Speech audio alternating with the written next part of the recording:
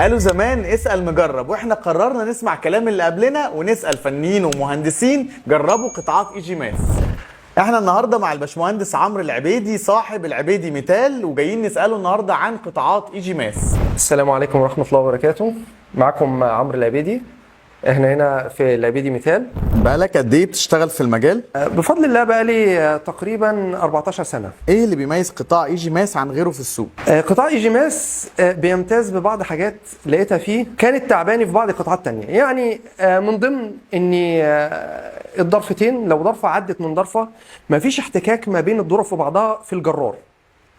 دي ميزة موجودة مش موجودة في بعض قطاعات تانية. طيب برضو في ميزة تانية، ضرفة السلك. ضرفة السلك يعني حاجة محترمة جدا.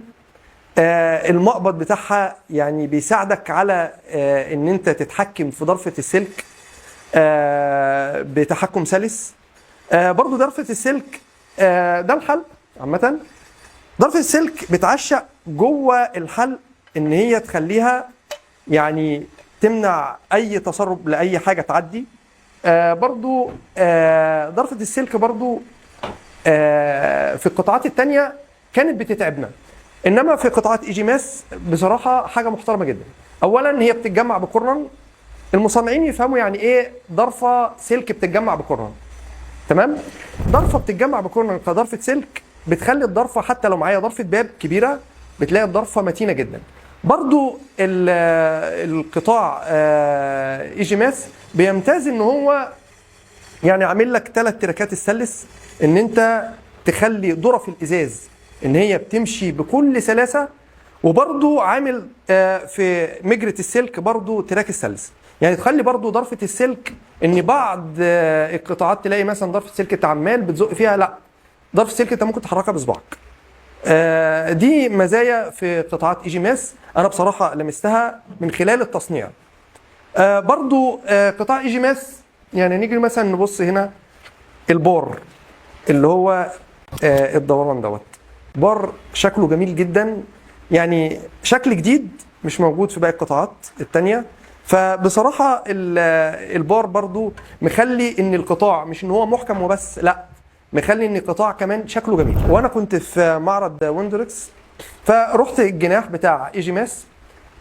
فبصراحة اتفرجت على الشغل، لقيت حاجة محترمة جدا، لقيت حاجة جديدة في مجال الألومنتال، وبعض فنيات يعني لقيتها في القطاع مش موجودة في باقي القطاعات التانية.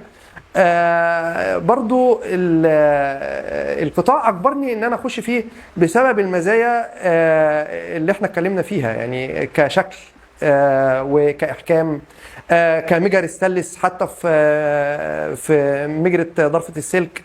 كل الكلام ده اجبرني ان انا اخش في قطاع ايجي ماس. بيكون ايه رد فعل العميل بعد ما بيشوف القطاعات بعد التفصيل والتركيب؟ والله موضوع رد العميل او رد فعل العميل لما بيشوف قطاع ايجي ماس، انا ممكن مش اقول رد العميل، انا ممكن اقول المهندس اللي كان جايبني في الشغلانه كان اتاخر. انا رنيت عليه قلت له انت حضرتك اتاخرت ليه؟ على اساس عاوزه ان هو يجي يشوف القطاع بنفسه، لانه كان اول تعامل معاه في قطاع ايجي ماس. فانا يعني انا برن على واحد خبره جدا وهيدقق طبعا جدا جدا عن العميل نفسه اللي هو صاحب المكان.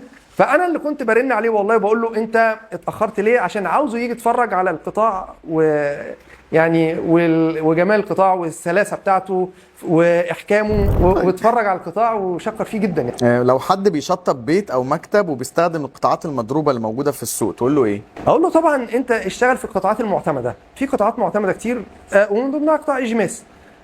طيب برضو بنرجح ايجي ماس ان هو قطاع يعني في سعره، لان طبعا مش كل شغال بالومنيا بيور.